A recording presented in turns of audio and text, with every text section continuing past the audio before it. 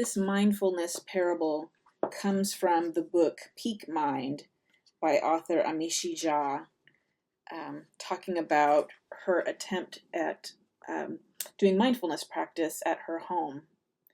She writes, "I had set myself up to practice in my living room. It was a beautiful autumn day, breezy and warm, and I had all the windows open.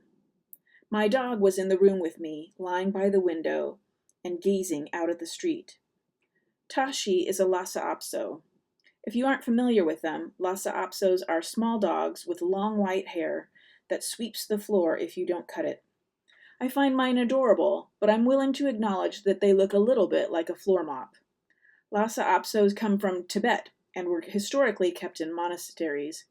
Their job was to monitor the common area of the monastery and alert the monks of any intruders by barking.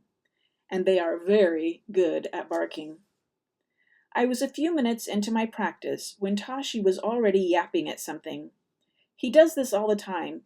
He loves to go and look out the window, and then if anybody walks by, he'll bark. Actually, it doesn't even have to be a person. It could be a car, a squirrel, a small branch falling off a tree. Anything will get him going. I tried to forge ahead with my practice. After all, I figured, the barking was just a sensation like anything else. But he simply would not stop. I was getting so irritated. And then it dawned on me. I'm doing the exact same thing that he is. I'm sitting here, watching for what's different on my whiteboard. He's watching for what's different in that rectangle of window available to him. That's exactly what open monitoring is. Sure, maybe I'm not actually barking at stuff, but it's kind of the same thing. Tashi barks when he notices something, while I might get stuck and emotionally reactive about something I notice. I got up and closed the curtain. He stopped barking and lay down. We can't just close the curtain on our thoughts. We also can't sit at the window and bark at every passing thing. But we can learn to notice it and let it go. My dog doesn't have that ability, but you do. Think of it this way.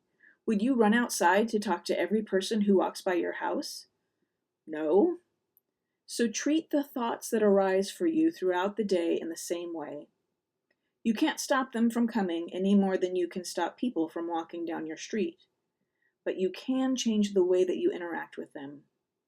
You can decide when to engage with them and when not to, and instead allow them to pass by.